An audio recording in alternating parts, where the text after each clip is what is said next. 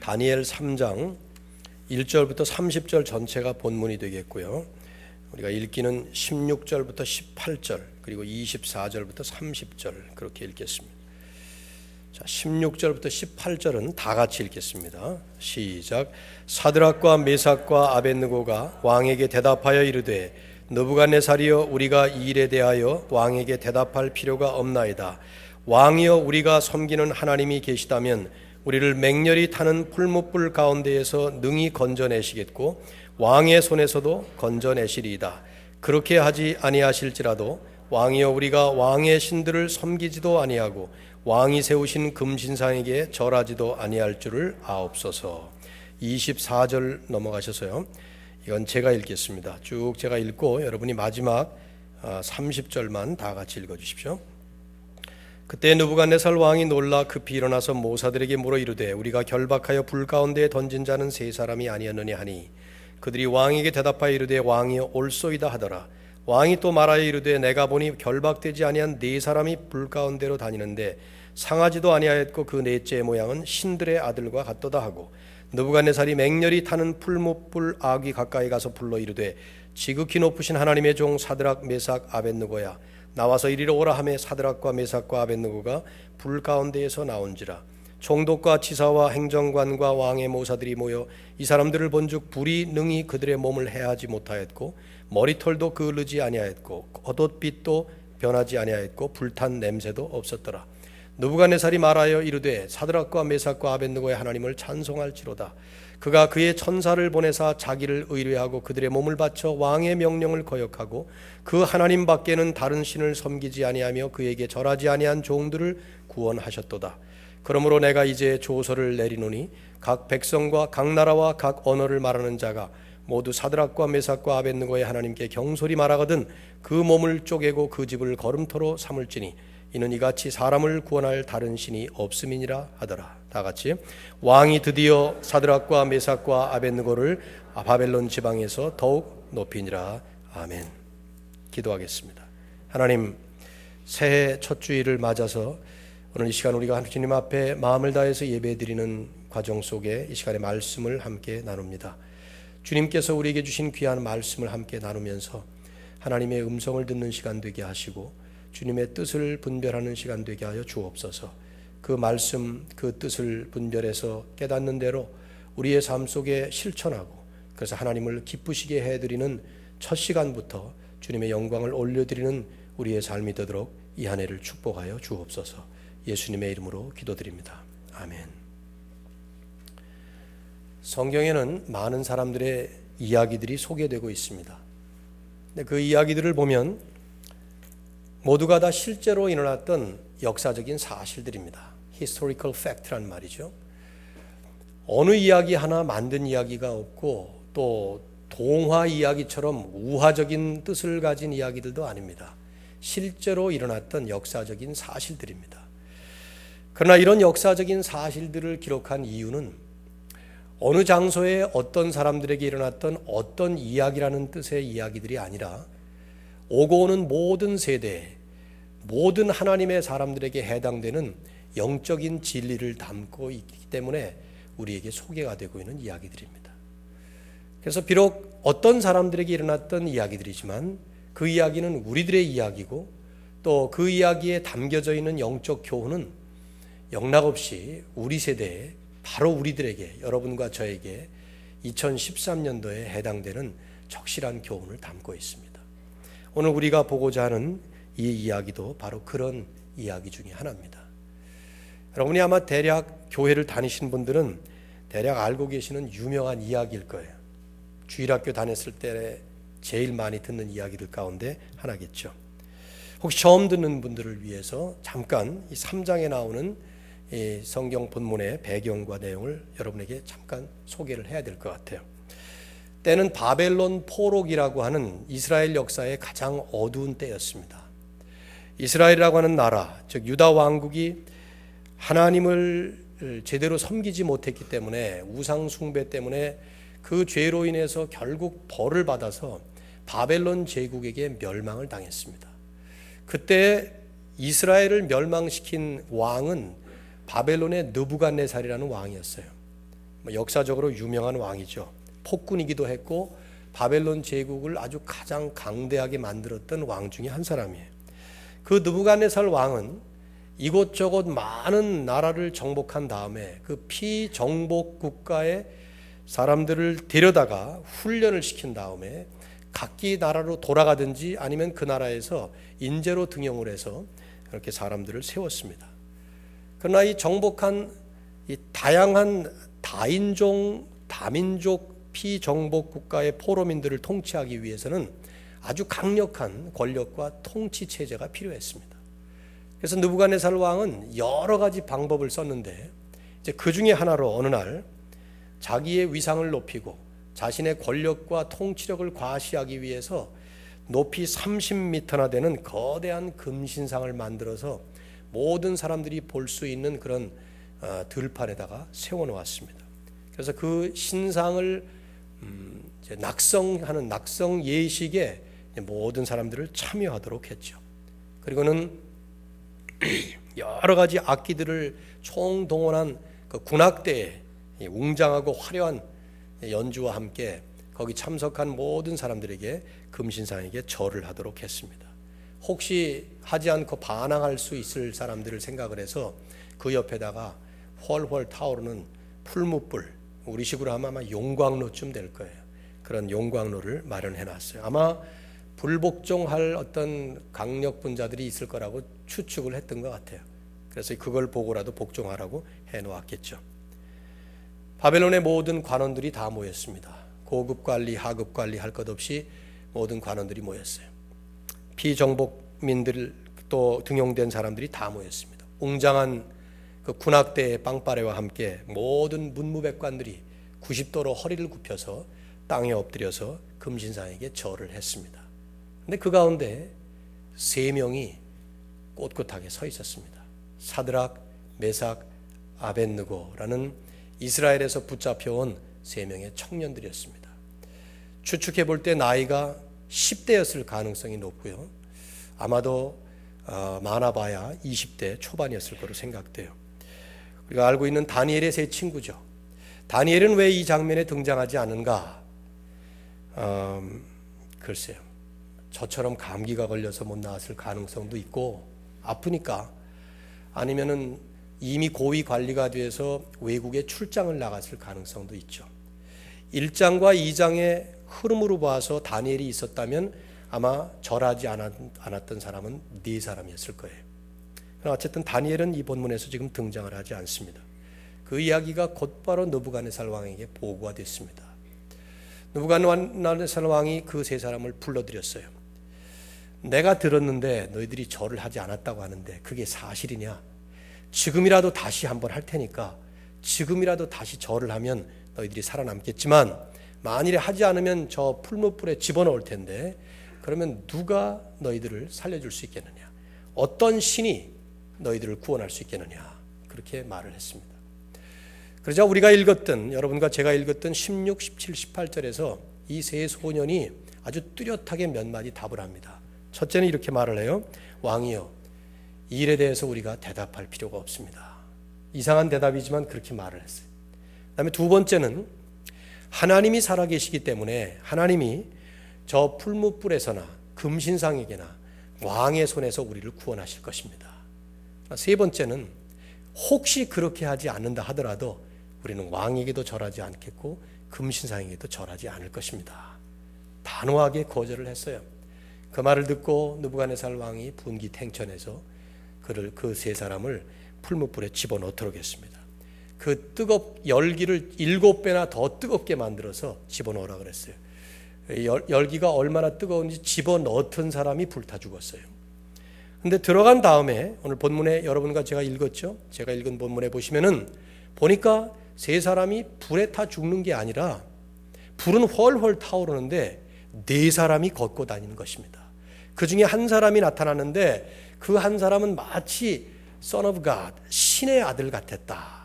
이렇게 표현이 나옵니다. 아마 우리 이제 성경학자들은 해석하기를 예수 그리스도로 제2위 성자 하나님께서 완전히 오시기 전에 구약에 종종 나타나셨던 하나님이 인간의 몸을 입고 현현하셨던 그분이 아니셨을까 이렇게 생각이 됩니다. 하여튼 하나님이 나타나신 것이죠. 그래서 그 넷이, 그 세 명의 소년들과 함께 멀쩡하게 걸어 다니고 있었어요. 느부갓네살 왕이 놀래서 불을 끄고 끄집어냈습니다. 보니까 머리털 하나, 옷 하나, 아니 탄 냄새조차 나지 않았다. 27절에 말하죠. 느부갓네살은 결국 손을 들고 찬양을 합니다. 너희 하나님을 찬양한다. 그리고 앞으로 이들이 섬기는 하나님에 대해서 모독적인 말을 하거나 그랬다가는 내가 그 집을 완전히 거름터로 만들겠다. 느부갓네살 왕은 걸핏하면 몸을 쪼개고 집을 거름터로, 우리말로 거름터지 이게 쉽게 말하면 똥통으로 만들겠다 그 말이잖아요. 아주 입도 거란 사람이고 성질도 더러운 사람이었어요. 폭군 중에 폭군이었던 사람이죠. 근데 이제 이런 사람이 그 순간에 감동을 해서 결국은 사드락과 메삭과 아벳느고의 하나님인 하나님을 찬양하는 거예요. 그리고 사드락, 메삭, 아벳느고는 바벨론 땅에서 더욱 이름이 높아지는 그런 이야기예요. 그러나 이 이야기는 영적인 교훈을 담은 이야기입니다. 어떤 교훈입니까? 하나님을 향한 헌신이 뭐냐 하는 것을 보여주는 이야기입니다. 오늘 제목을 하나님을 향한 헌신, 세 청년 이야기, 그래서 그렇게 지어봤습니다. 이 이야기 속에 이 청년들이 보여준, 청년들을 통해서 우리에게 남겨진 이 이야기 속에 하나님을 향한 헌신이 과연 어떤 것이냐 하는 것을 설명이 아닌 예화로 보여준 것입니다. 그것을 우리는 설명으로 풀어야 되겠죠. 그래야 우리에게 적용을 할 수가 있으니까요. 몇 가지를 생각을 해봅니다. 첫째는 이들의 헌신은 죽음을 각오한 헌신이었습니다. 굳이 그 앞에 수식어를 또 붙인다면 구차스러운 연명보다 죽음을 각오한 헌신이었다 이 말이에요. 이 이야기를 여러분이 쭉 들으시면서 또 이걸 접하면서 뭘 느낍니까? 여기 엄청난 권세와 위엄을 지닌 절대 권력을 가졌던 독재 군주 앞에서 전혀 굽히지 않는 세 소년의 모습을 보았습니다. 그건 뭘 의미합니까? 그것은 이 사람들이 죽음을 각오했다는 얘기예요. 아, 이제 죽자. 그렇게 결정을 한 것입니다. 살아남을 것을 기대하지 않았던 거예요. 이 사람들은. 여러분, 죽음을 두려워하지 않는 사람, 그보다 무서운 사람, 그보다 강한 사람은 세상에 없죠. 이런 사람이 악한 마음을 먹으면 무서운 범죄를 저지르게 되어 있습니다. 그러나 이런 사람이 죽음을 두려워하지 않고 죽음을 무서워하지 않는 그런 사람이 좋은 마음을 가지면 무섭도록 훌륭한 일을 해낼 수가 있습니다. 특별히 하나님을 위해서 하나님께 헌신하겠다는 사람이 죽음을 두려워하지 않으면 최악의 상황도 감수할 각오가 되어 있으면 무슨 일이든지 해낼 수가 있습니다. 구질구질하게 살기보다 내가 죽더라도 하나님께 헌신하겠다 하는 마음을 먹으면 진짜 하나님을 위해서 무서운 일을 할 수가 있는 사람들이 되는 것입니다. 제 생각에는 예수님께서 그 얘기를 고상하게 말씀을 하셨어요. 내 마음을 다하고 목숨을 다하고 뜻을 다하여 내 하나님을 사랑하라. 하나님을 사랑하는데 뭐 목숨을 다해서 사랑을 해야 됩니까? 이게 무슨 뜻일까요? 어제도 한 사람을 결혼 주례를 했어요. 그리고 그 결혼 주례를 하는 그 쌍을 지난 몇 달 동안 상담을 많이 했습니다. 그러면서 그런 얘기를 했어요. 아내는 남편을 교회가 주님을 섬기듯이 받들라. 성경에 나오는 얘기니까 남편은 아내를 주님이 교회를 위해서 목숨을 내준 것처럼 사랑하라. 근데 이제 사랑이라는 말이 요즘에 너무 빗나가서 우리가 이해가 안 되는 것이 아니라 너무 잘못 이해되는 것 같아. I love you. 그러면 그게 사랑이라고. 뭐 무슨 날 되면은 뭐 하나 갖다 주고 뭐 무릎 꿇고 뭐 이렇게 하고 무슨 꽃다발 별짓거리를 다 하는데 사실은 사랑은 그딴 짓을 하는 게 아니라 그 상대방을 위해서 목숨을 내던지는 게 사랑이에요. 아직 그런 남자를 못 만나서 결혼 못한 자매들이 우리 교회에 많이 있는 걸 내가 알지만 아직 그럴 만한 여자를 못 만나서 아직까지 결혼 못한 남자들이 많이 있는 것도 알지만 여러분, 이게 우스꽝스러운 소리예요? 사랑은 그런 거죠. I love you. 이게 사랑이에요? 네? 그리고는 두드려 패면 주님을 사랑하라, 하나님을 사랑하라 하는 말씀할 때 예수님이 하신 말씀이 내 목숨을 다해서. 예수님은 그걸 조금 더 노골적으로 하셨던 말씀을 이 공관복음서의 기자들이 똑같이 썼어요. 마태복음 16장 25절, 마가복음 8장 35절, 누가복음 9장 24절. 누구든지 자기 목숨을 구원하고자 하면 잃을 것이요, 누구든지 나를 위하여 자기 목숨을 잃으면 얻으리라, 구원하리라. 이게 무슨 말입니까? 자기 목숨을 구원하고자 하면 잃을 것이고, 오히려 주님을 위해서 자기 목숨을 잃어버리면 구원하리라. 이것은 우리가 믿는 믿음의 도리, 우리가 하나님을 섬기고 하나님께 헌신한다고 하는 것이 이게 그냥 보통 일이 아니라는 것을 말씀해 주는 거죠. 목숨을 걸고 하나님을 섬기는 것입니다. 그런데요, 오해하지 마셔야 될 것은 아무 때나 죽으려고 하는 것은 아니에요.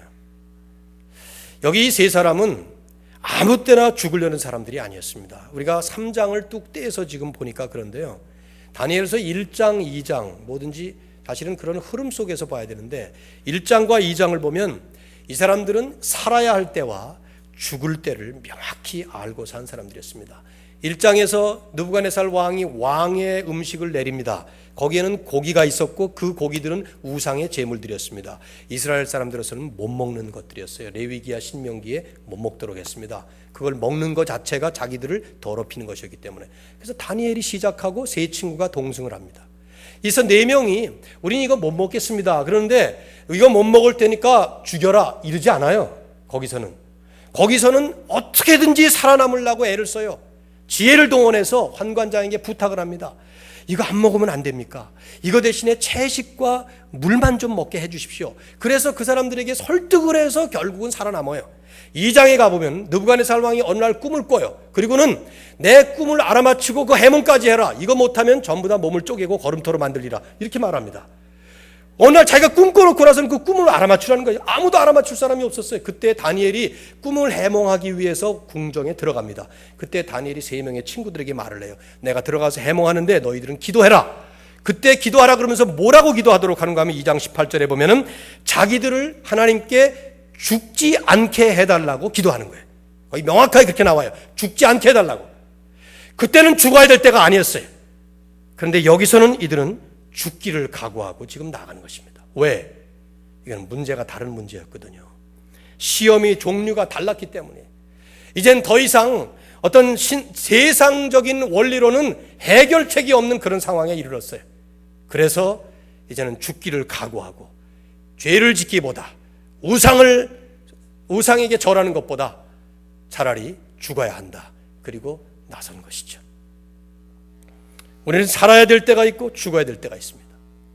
살아야 될 때는 다 알아요. 우리는 열심히 살고 있기 때문에. 그러나 언제가 죽어야 될 때인가? 손해를 볼 때가 죽어야 될 때. 내가 죽는 때가 언제인가? 희생할 때가 죽는 때예요. 희생을 각오하고 더러운 말도 각오하고 손해를 각오하고 죽기를 작정하고 그리고 하나님께 헌신하는 겁니다. 그게 헌신이에요. 그럴 때 하나님의 영광이 드러나고 그럴 때 하나님의 뜻이 나타나는 것이죠. 신앙생활을 한다 그러면서 참 구질구질하게 신앙생활하는 모습 많이 보여요. 아니 하나님을 믿는다면서 뭘 저렇게 저럴까 그런 생각이 많이 든다 이 말이죠. 우리 사랑하는 청년들과 성도 여러분, 새해를 시작하면서 하나님을 향해서 한번 목숨 걸고 헌신해 보시죠. 한번 해보세요. 목숨을 걸고 헌신해 보십시오. 오늘 우리가 이 에피소드의 결과를 봅니다.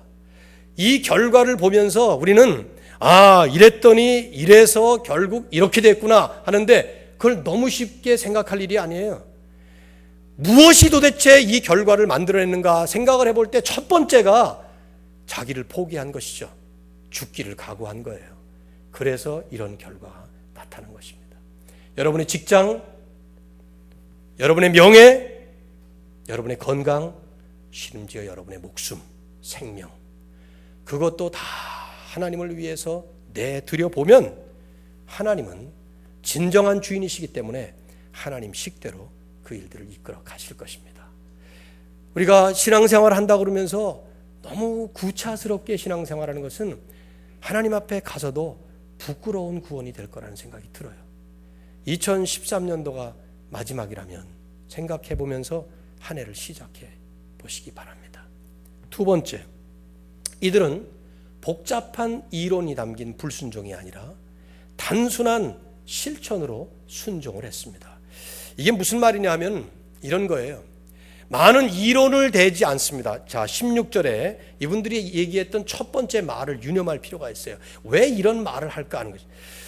느부갓네살 왕이 이들에게 말을 해요. 지금 너희들이 혹시 잘못 들은 거 아니냐. 느부갓네살 왕이 두 번 얘기하거든요. 그 얘기를. 그러면서 사실이냐 그래요. 너희들이 절하지 않은 게 사실이냐. 내가 혹시 보고 잘못 받은 거 아니냐. 혹시 너희들의 정족들이 너희들을 모함하려고 지금 거짓말한 거 아니냐. 사실이냐. 그런 말을 해요. 이 순간에 만일에 이 사람들이 조금만 마음을 먹으면 그거요 조금 잘못 들으신 것 같은데 뭐 이렇게 말할 수도 있어요. 이 자리를 모면할 수 있다 이 말이죠.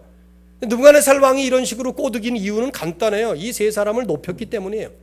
이미 1장에서 다니엘과 이 세 친구가 다 느부갓네살 왕에게 3년 동안 훈련을 받고 나서 인터뷰를 할 때 이 네 사람이 지혜가 다른 사람들보다 10배나 뛰어나다고 인정을 받았어요. 그래서 높은 고위 관리가 됐습니다. 다니엘은 더 높은 관리가 됐고요. 그러니까 아끼는 사람들이었다 이 말이죠. 그래서 느부갓네살 왕이 어떻게 해서든지 돌파구를 좀 마련해 주려고 얘기하고 있었던 거예요. 그 틈바구니를 타고 약간만 타협을 하면 될 수 있었을 텐데 이들은 뭐라고 말하죠? 우리가 이 일에 대해서 대답할 필요가 없습니다. 그렇게 말을 합니다. 이 말은 뭐냐면 당신하고 나하고 말 섞을 게 하나도 없습니다. 그 말이에요. 지금 당신은 바벨론 신을 섬기는 왕이고 우리는 여호와 하나님을 섬기는 사람들이고 지금 금신상에게 절하라고 하는 것은 우리로 하여금 우상 숭배를 하라는 것인데 제2계명에 보면 출애굽기 19장에 보면 20장에 보면 뭐가 나와요? 제2계명에 너희는 우상을 만들지도 말고 그 앞에 절하지도 말라 하는 말씀이 나오죠. 명백하게 그것은 하나님의 말씀에 어긋나는 일이에요. 그러니까 여기에 대해서 왈가왈부할 만한 어떤 common ground가 없다는 얘기예요. 그러니까 그냥 더 이상 말하지 맙시다 그 말을 하는 거죠. 이 얘기는 왜 그럽니까? 간단해요.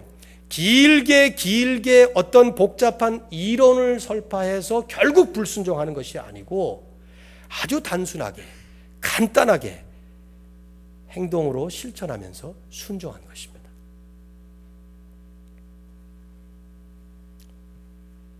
제가 오늘날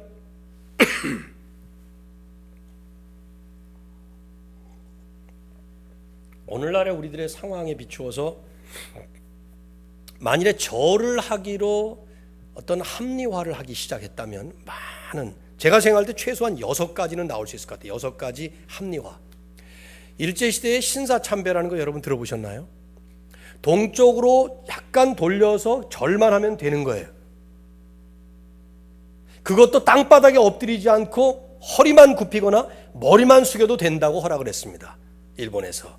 그러면 교회 문 닫지 않고 잡아가지 않겠다고. 근데 그걸 거절해서 결국은 잡혀가서 죽음을 당했는데요. 그런 상황하고 비추어서 본다면 자 이렇게 얘기해 볼 수 있어. 첫째, 절한다고 우상 숭배냐? 마음으로 안 하면 되지. 차라리 절 한 번 하고 교회 문 닫지 않는 게 낫지. 절 한 번 하고 오히려 이스라엘 백성들에게 화가 미치지 않도록 하지. 얼마든지 그렇게 할 수 있죠. 그렇죠? 두 번째, 어쩔 수 없이 절하지만 나중에 가서 하나님께 용서를 구하면 되지. 굉장히 전형적인 이론이에요. 이것이 요즘에 은혜의 방만 시대로 들어가면서 이게 제일 많이 사용되는 것 같아요. 세 번째, 신약 성경 나오는 말씀들이 있잖아요. 인간의 세운 모든 제도를 주를 위하여 순복하라. 육체의 상전에게 순종하기를 그리스도께 하라. 바벨론의 느부갓네살 왕도 상전인데 상전이면 숭존해야지. 이것도 대답이 되잖아요. 또 네 번째, 누가 우리를 정죄할 자격이 있는가? 죄 없는 자는 돌로 치라. 뭐 이런 것도 성경에 나오잖아요. 우리의 조상 이스라엘의 조상들은 이보다 훨씬 더 심각한 우상 숭배를 했는데 우리야 마음으로는 하지 말고 그냥 절만 꼬박하면 되지 않냐? 뭐 이런 얘기 할 수 있지 않습니까? 또 많이 나오는 거 있죠. 내 입장 대봐. 남 얘기하지 말고. 너희들도 다 그랬을 거야. 그런 얘기 같은 거. 근데 이런 모든 것들이 잘못된 것은 뭡니까? 이건 이론이 어떻든 간에 우상에게 절하지 말라 하는 하나님의 말씀을 명백하게 거역하는 셈이죠. 아주 분명한 말씀을 모호한 이론으로 거역하는 것. 아무리 상황이 그럴듯하고 이론이 정연해도 하나님의 말씀에 분명하게 위배되는 건 불순종이에요. 우리 신앙생활은 종종 말이 전혀 필요 없고 이론이 필요 없을 때가 많습니다. 저의 긴 설교 같은 것이 사실은 그렇게 도움이 되지 않습니다. 그래서 옛날에는 설교가 이렇게 길지 않았어요. 그냥 성경을 읽고 끝났습니다. 그러나 세상이 점점 더 악해져 가면서 설명이 더 많아지는 거예요. 사실은 설명이 필요 없어요. 성경에 원수를 사랑하라. 그러면 그냥 원수 사랑하면 되는 거예요. 원수를 사랑할 수 없는 내 형편 100가지를 얘기하는 것보다 그냥 사랑하면 되는 거예요. 너희를 핍박하는 자를 위하여 기도하라. 뒤에서 내 욕지거리를 하고 나를 모함하고 그런 사람들을 기도하라는 거예요. 그런 사람들이 기도의 대상이라는 거예요.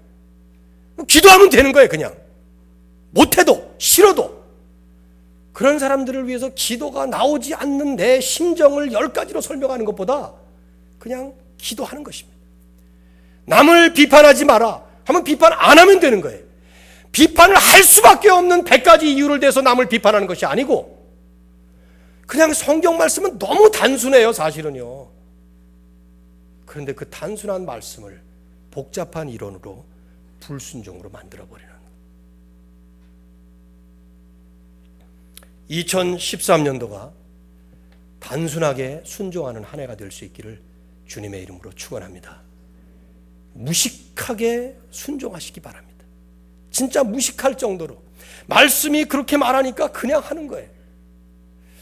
나는 요즘에 신학이 너무 논리정연하게 발전이 되고 설교도 기가 막히게 세련되게 설포되고 그러면서 우리의 신앙생활은 점점 더 까다롭기 그지없고 복잡하기 그지없는 불순종의 모습으로 가는 것이 심히 안타까울 노릇이에요. 저도 작년에 많이 불순종할 뻔했어요. 하나님 앞에 엎드릴 때마다 자꾸만 이론이 나와서. 그런데 하나님은 잔말 말고 순종해 그러시더라고요. 매번 그럴 때마다. 그러면 그냥 순종하는 거예요.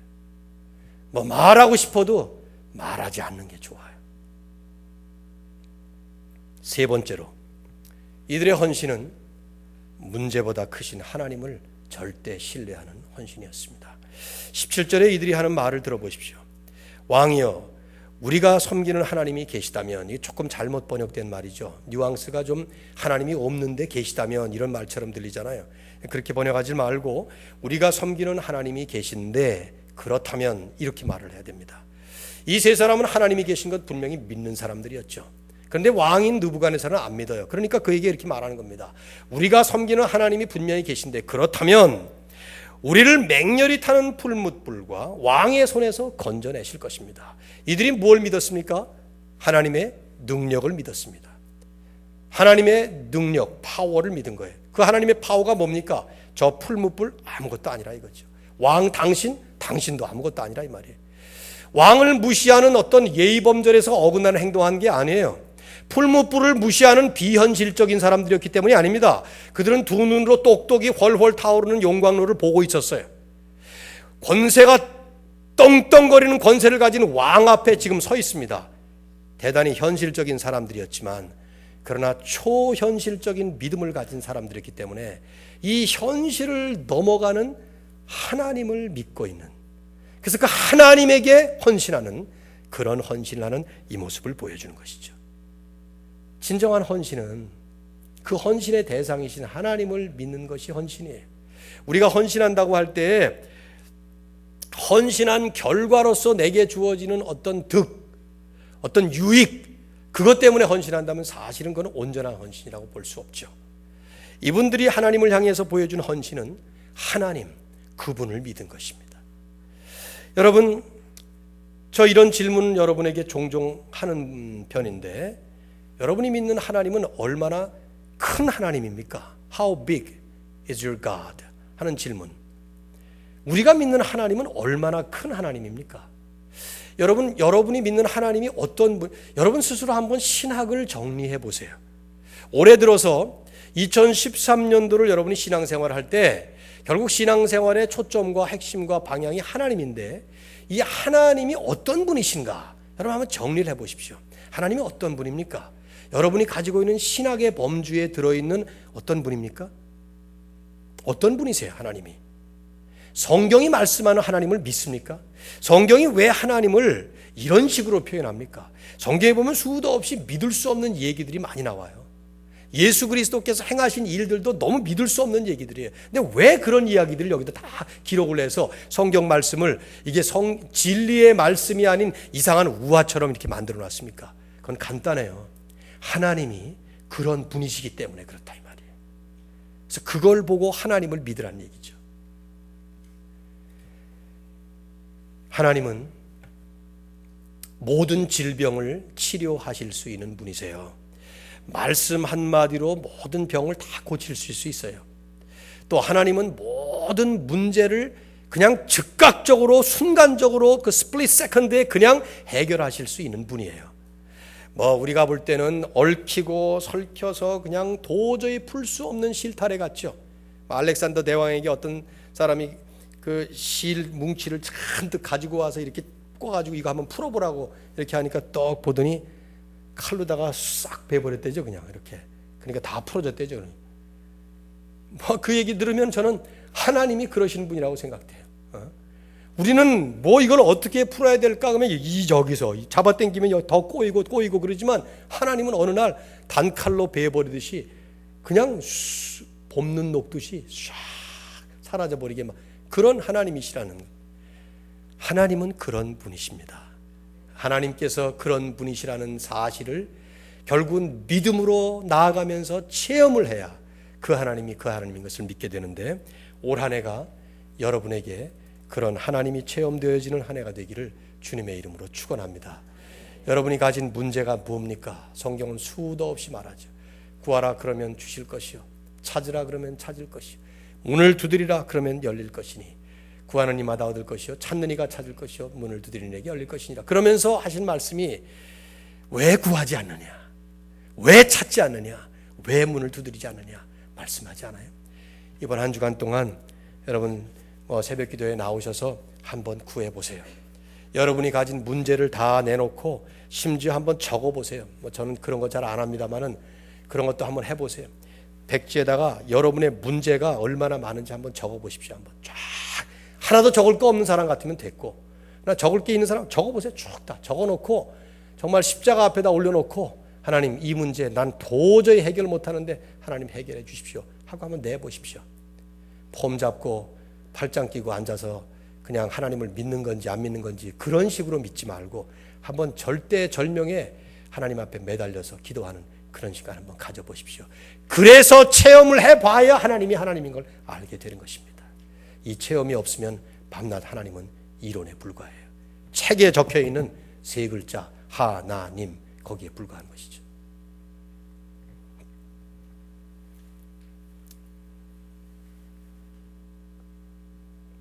저는 이런 경제적인 어려운 상황 속에서 하나님 앞에 더 많은 11조를 드릴 수 있었으면 좋겠다는 생각을 합니다. 성도들의 이 형편을 몰라서가 아니에요. 제가 신앙생활을 하면서 자라났던 세대는 우리 윗세대의 어른들이 너무도 힘들게 살던 세대였어요. 목사들이 밥을 굶어서 그냥 밥만 먹으면 사니까, 그래서 교회로 성도들이 십시일반으로 성미라는 것을, 이게 거룩한 쌀이라는 뜻이에요. 성미, holy rice, 성미라. 그 쌀을 한 움큼씩 가지고 와서 교회에다가 이렇게 넣어놓으면 그것이 쌓이면 그걸로 목사님이 연명하는 그런 때에 그런 선배님들을 보고 자란 세대예요. 그러니까 제가 목사가 된 다음엔 나는 한 번도 성미를 먹어본 적이 없어요. 그런 교회에서 저는 심을 해본 적도 없고 이미 시대가 지나간 것 같아요. 요즘도 그런 교회가 있을 겁니다만은 그럼 얼마나 배불리 먹었는지 몰라요. 너무 많이 배불리 먹어가지고 콜레스테롤이 높아진 거죠.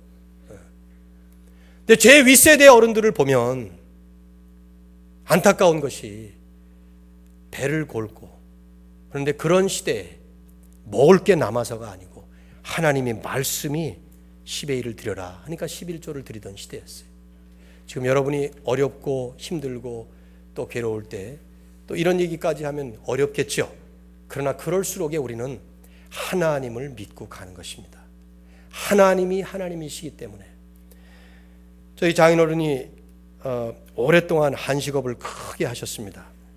근데 주일날마다 그 영업을 했어야 하는데 어느 날 장로 피택이 된다고 그러니까 주일날 문을 닫아야 되는데 이 주일날 제일 큰 영업을 하는 그 사업을 이러다가는 망하겠다는 생각이 들어서 하나님 앞에 기도하면서 결정을 하던 그때가 생각이 납니다.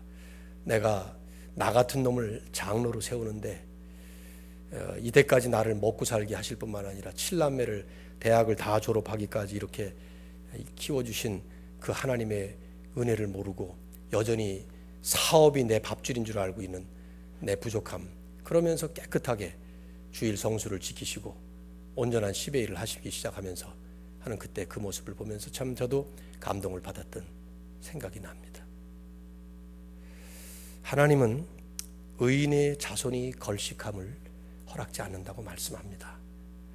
의롭게 사는, 말씀으로 순종하는 사는 삶의 자손들 특별히 하나님이 축복하십니다.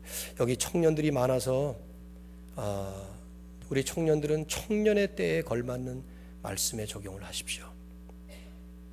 아무리 어려워도 컨닝하면 안 됩니다. 깨끗하게 공부하시고 아주 정상적으로 공부하고 그리고 표절 같은 거 하면 안 되고요. 여러분에게 걸맞는 적용들을 하세요. 그리고 여러분도 참 잘 삽니다. 유학생들 요즘에 참 부하게 살아요. 자동차 굴리는 거. 자동차 얘기 안 하려고 그랬는데 이때까지 한 5년 동안 한 번도 안 했어요. 자동차 얘기 꺼내는 순간 그 다음 주에 교회 안 나올까 봐. 근데 내가 무슨 자동차라는 말은 안 하니까 그냥 상처받지 마시고, 자동차도 다 좋은 자동차들을 많이들 타고 다니더라고요. 물론 없는 사람 많이 있는 것 알아요. 또 열심히 일하면서 공부하는 사람이 있는 것도 압니다. 형편에 맞게. 그러나 최선을 다해서. 마지막 하나 더 하죠. 이들은 온전히 하나님의 뜻에 맡기는 순종을 했습니다. 여기 18절이 참 중요해요. 자, 같이 한번, 제가 2절을 암송으로 하고 싶었는데 미리 성경을 정하는 바람에 사도행전 1장 8절을 그냥 드렸습니다. 자, 18절 같이 읽죠. 시작. 그렇게 하지 아니하실지라도 왕이여 우리가 왕의 신들을 섬기지도 아니하고 왕의 세우신 금신상에게 절하지도 아니할 줄을 아옵소서. 여기 중요한 말은 그렇게 하지 아니하실지라도, 옛날 말은 그리 아니하실지라도 그랬죠. 이게 무슨 말이죠? 이 뜻입니다. 우리는 분명히 압니다. 왕이 우리를 저 풀무불에 집어 던지면 하나님은 우리를 구원하실 수 있습니다. 하나님은 저 풀무불을 냉장고로 만드실 수 있습니다. 하나님은 저 안에서 우리에게 철 갑옷 방탄막을 씌우셔서 불타지 않게 하실 겁니다. 그 얘기를 16절에 한 거예요. 그런데 그런 하나님의 능력은 믿지만 만일에 그것이 하나님의 뜻이 아니라면, 그래서 우리가 그 안에 들어간 다음에 하나님이 우리를 죽게 하신다면, 그래도 왕은 아십시오. Know this. 그렇게 히브리어에 말했어요. 이걸 아십시오. 왕에게도 절하지 아니하고 금신상에게도 절하지 않을 것입니다. 하나님이 우리를 불타 죽게 내버려 두신다 하더라도 절대로 절하지 않을 것입니다. 이게 무슨 말입니까? 조건과 상관이 없이, 결과와 상관이 없이, 하나님의 상급과 상관이 없이 온전히 하나님의 뜻에 순종하겠다는 진정한 헌신을 말하고 있는 것입니다. 이게 수준 높은 헌신이에요. 오늘날 헌신 가운데 참 좋은 헌신 하나는 이런 것이죠. 내가 하나님을 잘 믿으면 하나님은 우리를 축복하신다 하는 믿음입니다. 이거 좋은 믿음이에요. 하나님을 안 믿는 세상에서 하나님을 잘 믿을 때 하나님은 반드시 우리의 길을 지켜주시고 우리와 함께 동행하시고 합력하여 선을 이루시고 그래서 하나님은 내 마지막 길을 지켜주실 것이다 하고 믿는 믿음은 훌륭한 믿음입니다. 그러나 그보다 더 훌륭한 믿음이고 완벽한 믿음은 어떤 믿음이냐? 하나님이 설령 내 뜻대로 이루어 가시지 않는다 하더라도 나는 결과와 상관없이 하나님의 뜻에 온전히 맡기고 순종하겠다 하는 믿음입니다. 이게 바로 여기에 나오는 그렇게 하지 아니하실지라도 한 믿음이에요. 하나님은 모든 질병을 완쾌시키실 수 있는 능력이 하나님입니다. 그러나 하나님은 모든 병을 완쾌시키지 않는 뜻을 가지고 있는 하나님이에요. 그래서 어떤 사람의 병은 고쳐주지 않습니다. 아니, 수많은 병들을 하나님은 그냥 놔두십니다. 지금 지구상에 있는 질병들을 보십시오. 지구상에 있는 전쟁과 어려움과 고통의 현장들을 보십시오. 하나님이 능력이 없어서 이 문제를 해결하지 않고 계실까요? 천만에요. 하나님의 뜻이 그냥 놔두시는 거예요. 지금은. 그런데 중요한 것은 그 풀무불 속에 하나님이 같이 들어가시는 거예요. 그래서 세 사람이 아니라 네 사람이 나타났어요. 그 한 사람은 신의 아들, Son of God, 하나님이 나타나신 거예요. 마치 예수님께서 우리의 모든 질병을 고쳐주시고 우리의 모든 문제를 해결해 주실 수 있지만은 그 대신에 그렇게 하지 아니하시고 십자가에 달려 죽으시면서 우리처럼 고통을 먼저 겪으시고 상처를 입으시고 아픔을 겪으시고 괴로움을 당하시면서 너희들도 세상에서는 환난을 당하지만 하고 말씀하신 것처럼 이 땅에서는 절대로 우리의 문제가 다 해결되지 않아요. 환상 속에서 깨어나셔야 합니다. 예수 믿는다고 우리의 모든 질병이 해결되지 않습니다. 문제가 해결되지 않아요. 사업이 여전히 더 망할 수 있습니다. 그러나 그 가운데서 하나님은 우리와 함께 동행하고 계시다는 사실을 믿으셔야 합니다. 하나님이 우리가 어려울 때 더 함께 동행하고 계세요. 여러분 아파봤어요? 아주 심각하게 아파봤습니까? 못 고칠 불치병을 앓는 분들도 계셔요. 우리 성도들 가운데는. 그 아픔의 때에 우리는 하나님의 손을 더 많이 느낍니다. 아프죠. 어떨 때는 버림받은 것 같아요. 그러나 하나님이 그 아픈 가운데도 역사하시는 것을 성령을 모시고 사는 사람들은 느끼게 돼 있어요. 그래서 그 하나님 때문에 소망을 갖습니다. 병이 낫지 않더라도 이 하나님이 나와 함께 하시는 것. 저는 그렇게까지 아파본 적은 없어요.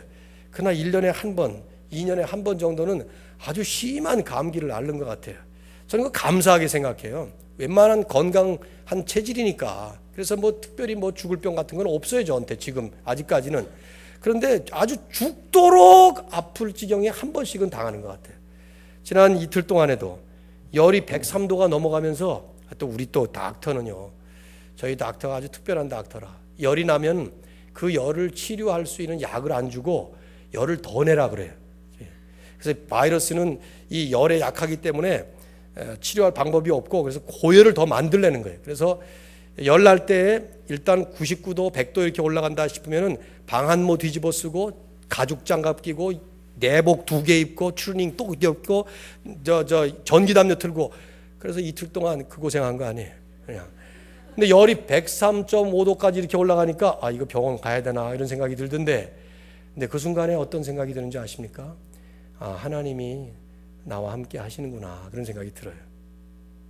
그래서 어떤 생각을 했나 하면 이대로 가면 좋겠다. 우선 첫째로 그 생각을 했고 그러면 설교 안 해도 되잖아요. 오늘 하필이면 어저께 그저께 목금토 아파가지고 근데 어저께 제가 결혼 주례를 해야 되니까 이번엔 나야 되겠구나 그런 생각이 들었습니다. 남의 결혼을 망칠 수도 없고 그래서 근데 아무튼 그러면서도 하나님을 그 고열 속에 끙끙 앓고 신음소리를 내면서도 하나님께서 내 안에 성령으로 역사해 주셔서 그 평온함, 마음의 그 편안한 마음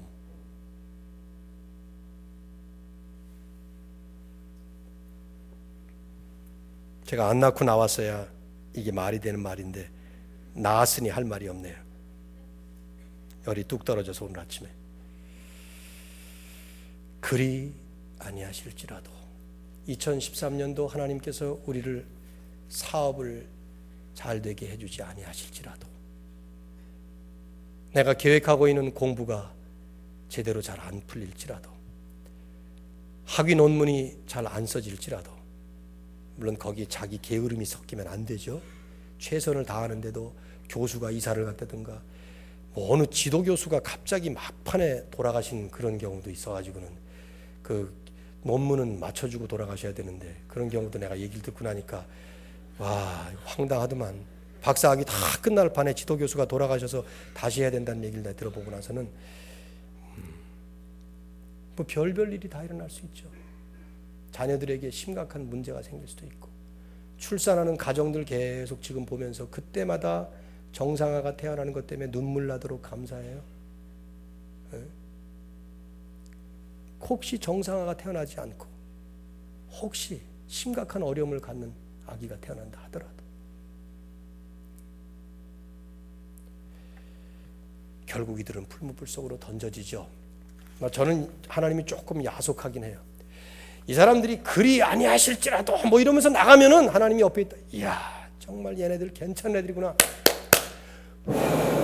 풀무불 꺼버리셔야 되잖아요. 그렇게 해가지고.